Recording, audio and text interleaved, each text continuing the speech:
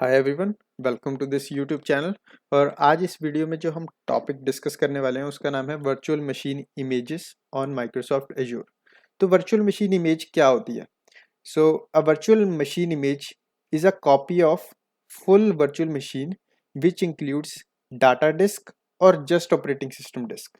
तो इसका मतलब क्या है कि वर्चुअल मशीन इमेज एक तरीके से होती है कि भी फॉर एग्जांपल आप जब भी कोई वर्चुअल मशीन क्रिएट करते हो तो उसके अंदर वो आपको पूछता है कि भाई कौन सी इमेज को यूज़ करके वर्चुअल मशीन क्रिएट करनी है। फिर आप एज्योर मार्केट प्लेस पे जाते हो, फिर चूज़ करते हो कि विंडोज सर्वर 2019 को यूज़ करके ये वर्चुअल मशीन बना के दे दो मेरे को।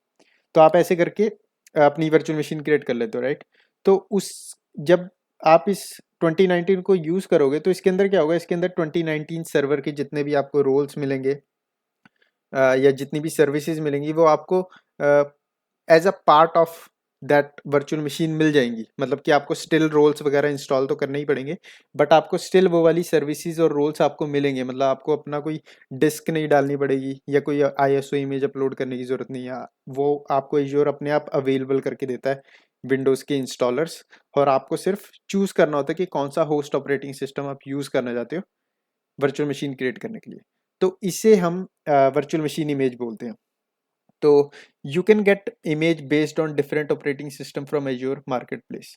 तो आपके पास डिफरेंट डिफरेंट तरीके की होस्ट ऑपरेटिंग सिस्टम मिल जाएंगे आपको एज्योर मार्केट प्लेस पे। जैसे कि विंडोज़ 10 मिल जाएगी, विंडोज़ 11 मिल जाएगी, विंडोज़ सर्वर मिल जाते हैं आपको 2019 2022। सिमिलर केस में आपको लिनक्स के भी डिफरेंट डिस्ट्रोस मिल जाएंगे, जैसे लिनक्स का सेंटोस मिल जाता है आपको, फिर उबुंटू सर्वर मिल जाते हैं, एंड काली लिनक्स की मशीन्स मिल जाती हैं। तो आपके पास डिफरेंट डिफरेंट ऑप्शंस अवेलेबल हैं वर्चुअल मशीन इमेजेस के एज्योर मार्केट प्लेस पे। And then you have another thing जिसको हम बोलते हैं कस्टम इमेज। तो you can also create your own custom image that will include all softwares installed on that image and use that image to deploy more virtual machines on Azure। तो इससे हमारा मतलब क्या है? तो फॉर एग्जांपल अगर मैं नॉर्मल सिनेरियो लूँ तो आपने एक वर्चुअल मशीन क्रिएट की, राइट? अब इस वर्चुअल मशीन को आपने जब क्रिएट किया तो आपने डिफाइन किया भाई इसके अंदर आपने विंडोज सर्वर 2019 इमेज यूज़ करनी है और इसको डिप्लॉय करना है। तो एज्योर ने आपको विंडोज सर्वर 2019 की एक वर्चुअल मशीन क्रिएट करके दे दी। अब नेक्स्ट आप क्या करते हो, इसके ऊपर आप सॉफ्टवेयर इंस्टॉल कर लेते हो। आपका कंपनी का कोई लेगेसी सॉफ्टवेयर है, आपने वो इंस्टॉल कर लिया। फिर आपने अडोबी रीडर इंस्टॉल कर लिया फॉर एग्जांपल, या अदर सॉफ्टवेयर इंस्टॉल कर लिए इसके ऊपर। अब आप क्या चाहते हो कि आप फ्यूचर में चाहते हो कि भी आपको ये सारा का सारा प्रोसेस मैन्युअली ना करना पड़े। मतलब कि फ्यूचर में आपको एक नई वर्चुअल मशीन अगर आप क्रिएट कर रहे होगे तो आपको ये सारे सॉफ्टवेयर्स अपने आप इंस्टॉल ना करना पड़े। तो आप क्या कर सकते हो, आप इस पूरी की पूरी इमेज का मतलब कि इस पूरी पूरी मशीन का एक कस्टम इमेज क्रिएट कर सकते हो, या एक तरीके से स्नैपशॉट बोल दो आप उसको। आप स्नैपशॉट टाइप क्रिएट कर सकते हो और उस को यूज़ कर सकते हो क्रिएट करने के लिए न्यू वर्चुअल मशीन्स। तो इसे हम कस्टम इमेज बोलते हैं। तो एक बार मैं दोबारा आपको एक्सप्लेन कर देता हूँ। तो custom images basically, for example, you have this machine that have number of softwares installed on it, then you create a image of this whole virtual machine, custom image, and then you can use this custom image to create number of virtual machines in your environment। और ये जो number of virtual machines आप create करोगे using this custom image will include all the apps that are installed on this virtual machine. So ये kind of आपका easy कर देता process. अगर फॉर एग्जांपल आपने number of virtual machines install करनी है अपने एज्योर एनवायरनमेंट में, और आपको बेसिक सॉफ्टवेयर्स जो हैं प्री इंस्टॉल्ड चाहिए अपने एनवायरनमेंट के अंदर, तो आप ये वाला कस्टम इमेज का फीचर यूज़ कर सकते हो। आपका जो हेडेक है कस्टमाइज करने का, या आपका जो हेडेक है वर्चुअल मशीन्स क्रिएट करने का, वो ईजी हो जाता है। तो इसलिए आपको कस्टम इमेज का फीचर मिलता है एज्योर के अंदर। तो नेक्स्ट स्लाइड में हम चलते हैं, कस्टम इमेज को हम प्रॉपरली समझते हैं।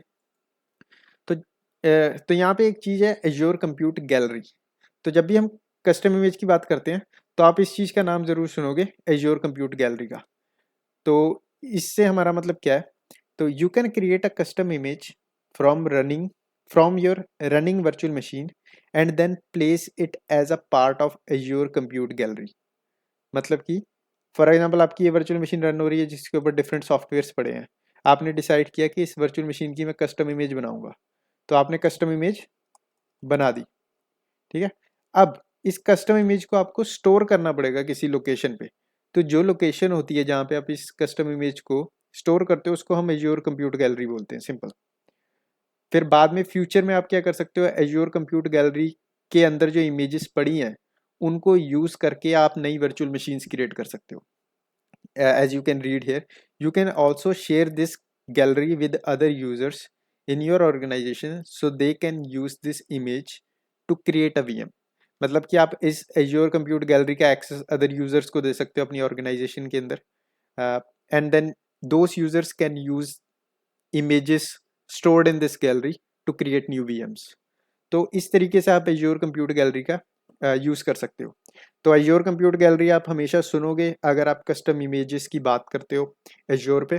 तो आप इस चीज़ का ध्यान रखें कि Azure Compute Gallery का बेसिक पर्पस क्या है। मेन पर्पस इसका सिर्फ कंप्यूटर की जो इमेजेस हैं, जो वर्चुअल मशीन की जो कस्टम इमेजेस हैं, उनको स्टोर करने का काम है इसका। तो नेक्स्ट स्लाइड में हम चलते हैं। And then you have types of images you can create on Azure। तो आपके पास दो टाइप की इमेजेस मिलते हैं आप एज्योर के ऊपर। एक होती है स्पेशलाइज्ड इमेज और एक होती है जनरलाइज्ड इमेज। तो पहले स्पेशलाइज्ड इमेज को समझ लेते हैं।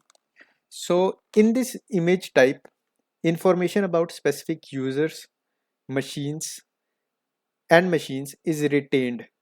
मतलब कि जो कंप्यूटर का फॉर एग्जांपल नाम होगा जिसकी आप इमेज क्रिएट कर रहे हो, या फिर उसके ऊपर जो यूजर्स बने हुए हैं, जो मशीन पे यूजर बने हुए हैं, तो वो सारे कॉपी हो जाएंगे इमेज के अंदर। So for example specialised image की अगर मैं बात करूं, फॉर एग्जांपल आपके पास यहाँ पे एक वर्चुअल मशीन है, राइट, जिसका नाम है वीएम। एंड इस वर्चुअल मशीन के ऊपर यूजर बने हुए हैं, यूजर ए, एक और यूजर बना हुआ है यूजर बी। और आप डिसाइड करते हो इस पूरी वर्चुअल मशीन की एक कस्टम इमेज बनाने की कोशिश करते हो आप। ठीक है। तो फिर आपको ऑप्शन मिलता है कि भाई कस्टम इमेज कौन सी टाइप की बनाना चाहते हो, स्पेशलाइज्ड या जनरलाइज्ड। तो आप डिसाइड करते हो ओके मैं इसकी स्पेशलाइज्ड इमेज बनाऊंगा। ठीक है। फिर जब आप स्पेशलाइज्ड इमेज बना लोगे फिर उसको एज्योर कंप्यूट गैलरी में स्टोर कर लोगे। उसके बाद अगर फ्यूचर में आप इस स्पेशलाइज्ड इमेज को यूज करके एक नई वर्चुअल मशीन डिप्लॉय करते हो तो उस नई वर्चुअल मशीन का जो नाम होगा वो भी सेम होगा, वीएम। और इसके ऊपर जो यूजर्स होंगे जैसे यूजर ए और यूजर बी, ये भी ऑटोमेटिकली क्रिएट होके आपको मिलेंगे। तो ये होता है स्पेशलाइज्ड इमेज। तो ये किस सिनेरियो में हेल्प करता है? तो ये सिनेरियो में हेल्प कर सकता है for example virtual machine instances that are specifically configured and optimised for particular workload और scenarios.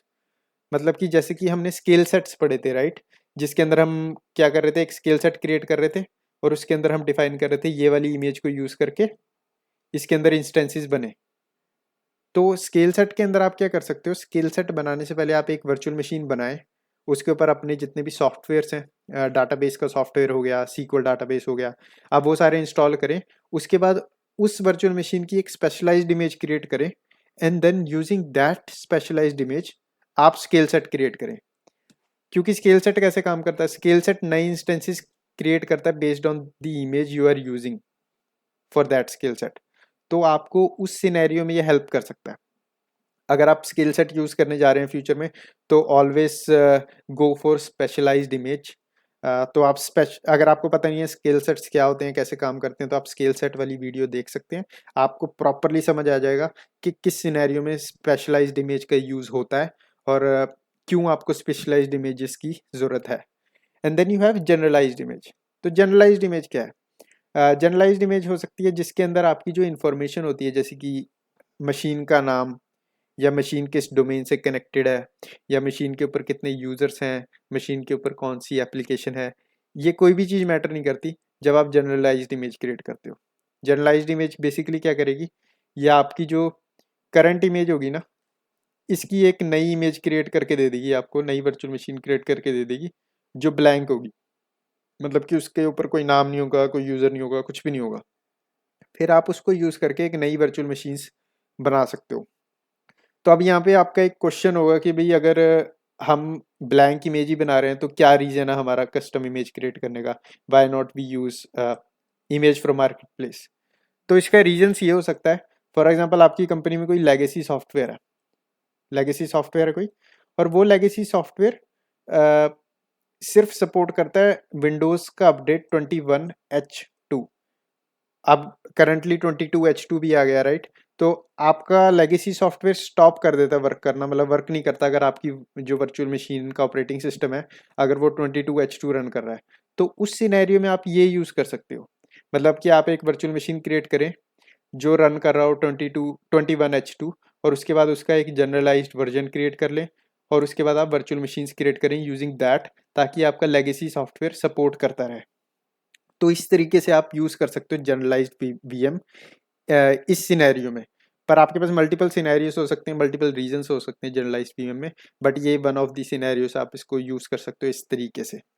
And then you can see here virtual machine instances that are prepared for duplication and deployment across different environments. So अगर different deployment या different environments के लिए आप instances को use कर रहे हो virtual machine के, तो आप generalized image use कर सकते हो। तो ये बेसिक डिफरेंट आपका स्पेशलाइज्ड इमेज और जनरलाइज्ड इमेज में। और इस टॉपिक में बस इतना ही। तो इस टॉपिक में हमने जाना कि स्पेशलाइज्ड इमेज क्या होती हैं, जनरलाइज्ड इमेज क्या होती हैं, कस्टम इमेजेस कैसे क्रिएट करते हैं, एंड एज्योर कंप्यूट गैलरी क्या होती है। नेक्स्ट वीडियो में मैं आपको प्रैक्टिकल डेमोन्स्ट्रेशन दूंगा both specialised image and generalised image की, और उसमें मैं आपको दिखाऊंगा कि कैसे हम दोनों क्रिएट कर सकते हैं। तो इस वीडियो को लाइक करें, चैनल को सब्सक्राइब करना ना भूलें। मैं मिलता हूँ आपको नेक्स्ट वीडियो में।